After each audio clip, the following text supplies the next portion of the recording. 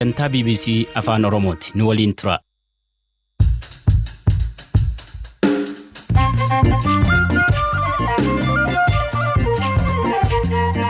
Ashamaa akka mooltan sagantaan BBC Afaan Oromoo wiixata galgalaa eegalee lakkoofsi namoota Itoophiyaatti koronaa vaayirasiin qabamanii saffisaan guddachaa jira.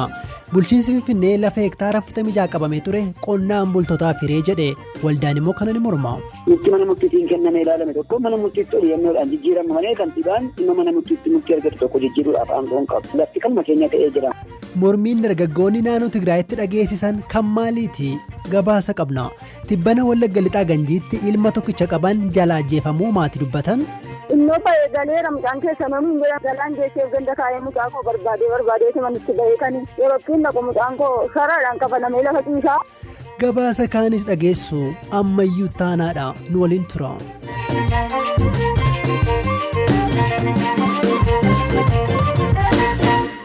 Bulchiinsi magaalaa Finfinnee lafa hektaara 46 qabamee ture qonnaan bultootaaf qoodee jedhe waajjirri kantiibaa magaalichaa har'a akka ibsetti taanaan lafti kun qonnaan bultootarraa afaan fageessuun jalaa fudhatame. Waldaan Finfinnee Integrated Trade jedhamuu fi Diyaasporaa fi qonnaan bultootaan hundaa'e kan walitti qaban obbo Lammii Taayee garuu lafti ammas nu harka jiraa jedhu. Maqaa waldaa kanaatiin jalqabuun kan qabatanii jiran qotee bulaadha waan ta'eedhaafi. Qotee bulaaf deebineerra kan jedhamu bobbaasaleen ittiin uummataaf qotee bulaa sana boonsuu yaadde akka jedhan malee lafti sumayyuu qotee bulaa harka jiru. Lafti qotee bulaa harkatti deebi'an jiru. Maqaa Finfinnee Integrated Trade Kaampaaniitiinitu qotee bulaanii qabatee jira malee wanti nama kan biraa harka jiraatee isaan qotee bulaatti deebisan jiru. Oduun darbe sunis kijiba. Lafti mana murtiitti murtaa'ee hanga manni murtii lafa sana kan keessan miti qabiyyee keessan jedhee isa murtii duraan kenne jijjiirutti lafti kan keenya ta'ee jira. Murtii kana kennuudhaaf aangoo hin qabu. Murtii mana murtiitiin kennamee ilaalame tokko mana murtiitti xiyyeeffannoodhaan jijjiirama malee kantiibaan dhimma mana murtiitti murtii argatu tokko jijjiiruudhaaf aangoo hin qabu. Kanaaf akka yaada keessanitti lafi ammas waldaadhuma keenya jala jira bulchiinsa magaalaa Finfinnee jala hin jiru jechaa jirtu. Lafti hamma murtiin manni murtii qabiyyee isaaniiti jedhanii murteessee jiru sun mana murtii aangoo qabuun oliyyata qabuun yookiin qaama dhimma mana murtii tokko diiguu danda'uun jijjiiramutti obbo Taakkaleen murtii mana murtii jijjiiruudhaaf aangoo waan hin qabnee fi dhimma mana murtiitti kenname oliyyannoodhaan ilaaluudhaafis aangoo hin qaban waan ta'eef wanti isaan hojjetan diraamaadha waan ta'eef effektiif ta'uu hin danda'u fudhatama seeraas hin qabu. Tole gaaffii kootu muraati. Torban muraasa asii lafa seeraan ala to'achuudhaan shakkamtanii waajjirri bulchiinsa magaalaa Finfinnee shakkiidhaan siin to'ateera. Ergasii hiikamtaniitu deebitanii hidhamtanii ammas hiikamtaniitu dhimmi sun maalirra ga'e? Qoratamaa hin jiru. Mana murtiitti beellama gara yeroo 3-4 gaafatanii dhumarratti qorannoo keenya irra gaafa jedhanii wanti qoratan hin jiru. Wanti isaan qorannu jedhan wanti isaatti hin naqaban hundumtuu kijiba ta'ee argamee laftis maqaa kootiin otoo hin ta'in maqaa waldaatiin jira. Kanas hin kijibanii miidiyaadhaanis kan isaan dabarsan ibsaan miidiyaan kennan ibsaa sobaa waan ta'eef kanaan ba'ee wanti nama himachiisu hin jiru jechuudha. Tole ulfaadha obbo Lammii. Galatoomaa isinis ulfaadha.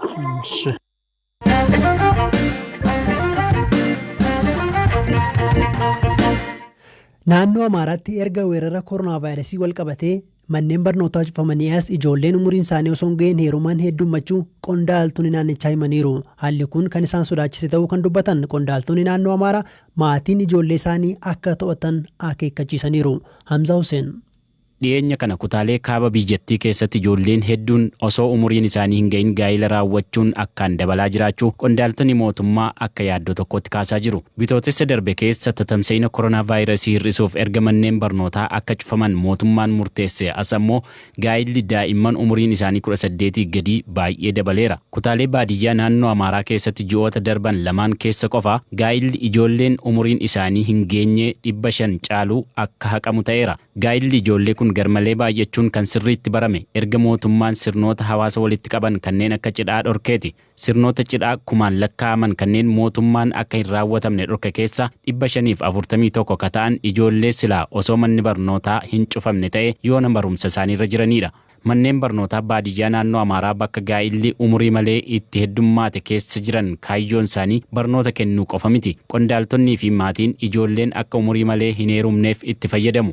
iddoo gaa'illi ijoollee umurii gaa'ilaan gadii itti heddummaate baadiyyaa naannoo Amaaraa tokkotti hoggantuu waajjira dhimmoota dubartootaaf daa'immanii kata'an aadde Natsaannat Laggase kana hundaafuu sababiin koronaa vaayirasiidha jedhan. Sababii weerara koronaa vaayirasiitiin manneen barnootaa cufamaniiru. Kanaan dura gaa'ela osoo umriin hin gahin raawwatu to'achuuf manneen barnootaa waliin hojjetaa turre. Amma garuu manneen barnootaas waan cufamaniif dhimma kanarratti karaa ittiin odeeffannoo argannu keessaa tokko dhabneerra jechuudha. Kanaafuu koronaa vaayirasiin dhiibbaa guddaa nurratti uumeera. Qondaaltonni naannochaa BBC'tti akka himanitti maatiiwwan ijoollee kunneen 40 caalan sababa kanaaf adabamaniiru. Maatiiwwan kunneen miidhaan gaa'ela umurii malee maal akka ta'e dursanii barnoota argataniiru. Itoophiyaa keessatti shamarran 40 caalan umuriin isaanii osoo 18 hin guutin akka heeruman ragaaleen ni mul'isu.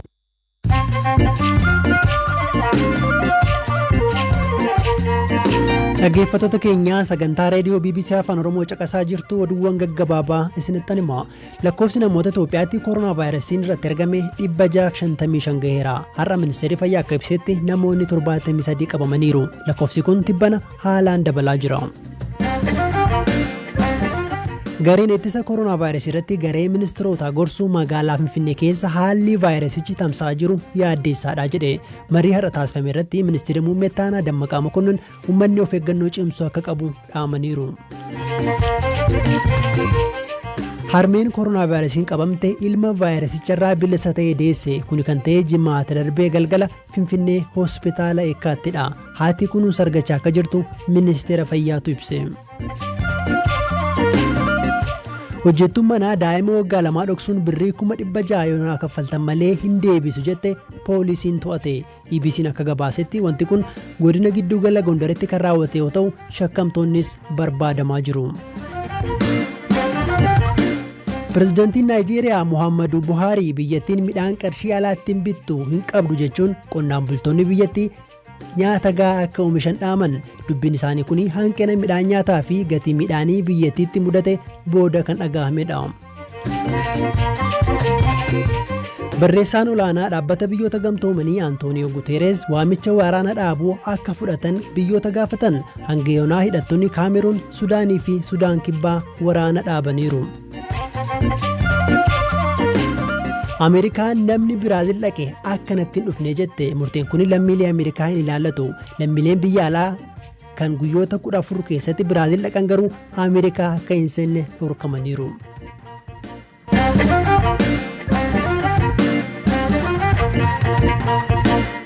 Oduu biraattan caa tibbana naannoo Tigraayitti mormii dargaggoonni dhageessaniin magaalaan baadiyyaa tokko guyyoota 7 cufamteetti. Aanaas gaditti kan argamtu gandi yookiin magaalaan baadiyyaa Mayaansa jedhamtutti magaalaan keenya magaalaa aanaa ta'uu dhabde jechuun dargaggoonni mormanii daandii guddaa dhagaan cufaniiru. Deebiin mootummaa maalii dargaggoonni maaliif kana godhan jedhee gaazexeessaa BBC Tigirኛ Maqalee jiru Girmaa'ee Gabruu gaafadheera. ማያንስ የሚባለው ከተማ ሶስተኛ ወጣ ቀበሌያችን የወረዳው ዋና ከተማ የማይሆን ከሆነ dorgommii taasifameen magaalaan Mahansaa jedhamu sadaffaa ba'e. Achi dargaggoonni ganda keenyaa magaalaa aanaa yoo ta'u baate mormii qabnu ibsannaa jedhanii daandii cufani. Daandiin erga cufame guyyaa 7 ta'eera. Gandi kun komii yoo qabaata ta'e naannoo Tigraayitti akka geessu itti himne. Isaan garuu dhufanii nu dubbisanii jedhan. Carraan qabnu jaarsummaanii kudha. Humna hin fayyadamne jedhu bulchaan kuni. Hayyuleen yeroo qoratan maqaa ganda keenyaa ture kanaanaaf kennan. Maqaan ichaallee Mahansaa jedhanii waamaa turanii jedhu dargaggoonni. Kana jechuun immoo magaalaa guddoo aanichaa akka taatu barree turre. Amma maaliif amma jedhan ga'uu dadhabani? Maaliif nu ganan? Maaliif dorgommii dhiyaanne manni marii aanichaa akka murteessu ta'e jechuudhaan dargaggoonni gaafatu. Bulchaan aanichaa akka jedhanitti garuu hayyuleen yoo qoratan bu'uuraalee misoomaa lakkoofsa uummataa fi kaan bu'uura godhachuudhaan qoratan malee gandi kun magaalaa aanaa ta'a jedhanii murteessuu hin danda'ani. Kan murteessu bakka bu'oota aanichaa uummataan filatamanidha jechuudhaan waan hayyuleen dubbatan kan falmiif dhiyaatu miti jedhu bulchaan aanichaa. ተወካዮች ናቸው። ስለዚህ ምሁራኑን እንደዚህ ብለዋል ብሎ እንደ መከራከያ ነጥብ ለክርክር የሚቀርብ አይደለም የሚሉት አስተዳዳሪ። Bulchaan aanichaa obbo Habtoom Abarraa marii taasifamuun rakkoon kun akka furamu abdii qaban BBCtti himaniiru. Aanaan kanaan ala aanaa biraa Wajjiraar jedhamutti illee gaaffii wal fakkaataa ka'eera. Garuu achitti mormiin hin kaane. Akka qondaaltota naannicharraa odeeffannetti riifoormii labsii 337/2012 bu'uura godhachuun naannichi taasisaa jiruun rakkoon akkanaa kan mudate. Naannichi ibsa sa'aatii muraasa dura baaseen garuu mormiinis ta'e rakkoon nageenyaa yeroo ammaa naannicha keessa hin jiru jechuun haaleera.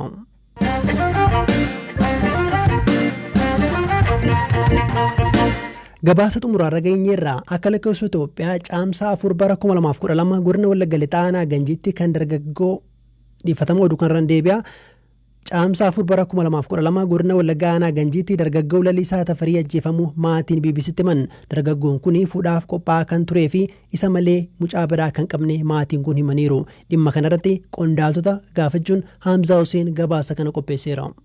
Itti ishee fuudhuuf jedhu wajjinaa ta'uuti lafa gabaatti qabatan. Tureen iyyuu gaafanni barinaan isaa deemu jimaata barii dhaqeen saakuu achii dhabe. Godina Wallaggaa Lixaa aanaa Ganjii ganda Tafkii Gurraachaatti ilmi isaanii humnoota waraanaa mootummaatiin erga qabame booda ajjeefamuu ka dubbatan sagalee harmee Lalisaa Tafarii dhageenye. Torbanoota lama duraa ilmi isaanii osoo gaa'ilaaf haala mijeeffataa jiruu qabamuu ka dubbatan harmeen Lalisaa garuu manuma hidhaatti illee deemee ilma koo ilaaluuf carraan argani jechuun gadda qaban ibsu. Lalisaa Tafarii jennaan innoo galeera mucaan keessa namni hin jedhan buddeen geessee fi natti yabe mucaa koo eessaan galee silaa karaatti natti dhufaan jedheen maal haala keensii beekaree maayittan beekaa galee bifatee isaa maayittan beekaa naan jedhee na ifate nan buddeena ganda kaayanii galaan geesseef ganda kaayee mucaa koo barbaadeeti manitti baheetanii yeroo ittiin naqu mucaan koo saraadhaan qabanamee lafa ciisaa itti baheetan naqeetoo gaafatuun kanaan boowwamni jiru yaa'ee mucaa koo reeffa isaanaa fuudhee galee. Humnoonni nageenyaa ramadamanii jiran yeroo baay'ee humna hidhatee bosona jirutti hidhata qabdu jechuun dargaggoota qabuun kan beekamedha ka jedhan harmeen kun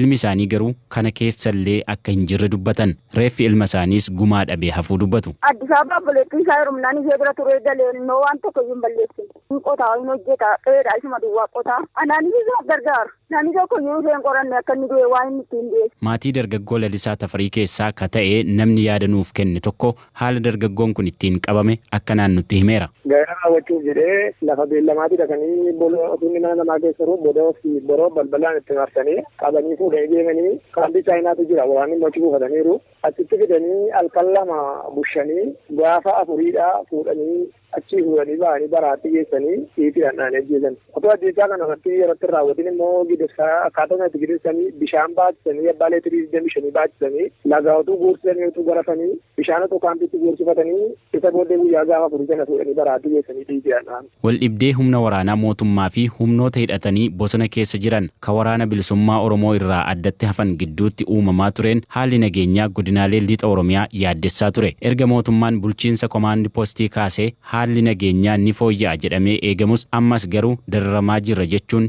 jiraattonni BBCf barreessaa jiru. Haala nageenyaa lixa Oromiyaa kana qulqulleeffachuuf akkasumas ajjeefamuu dargaggoo Lalisaa irratti akka yaadanuuf laataniif qondaaltota godinaa fi naannoo irra jiran gaafanneerra. Waahilli koo Zalaalam Taaddasaa bulchaa godina Wallagga Lixaa obbo Eliyaas Uummataa fi itti aanaa itti gaafatamaa biiroo bulchiinsaa fi nageenyaa Oromiyaa Koloneel Abbabaa Garasuu dubbiseera. Isaanis wal duraa duubaan deebii akkanaa nuuf kennan. Amma yeroo kanatti waa'ee hojii misoomaa, hojii gannaa, hojii qonnaa, hojii carraa hojii uumuu, hojii bu'uuraalee misoomaa gamaggamaa jirra. Isa kanatu na gaafatte na wayyaa.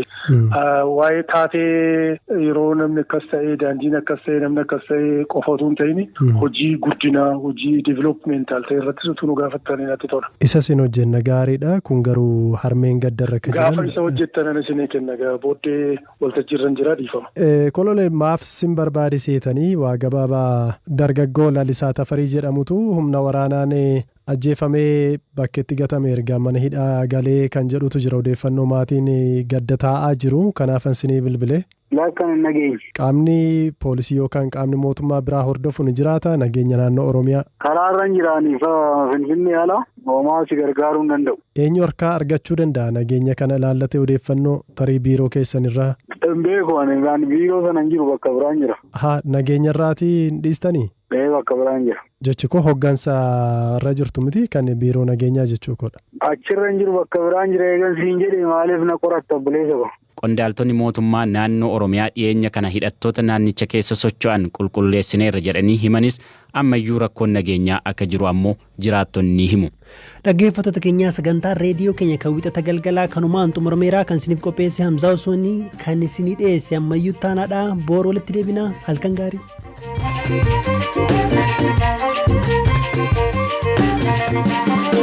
Thank you.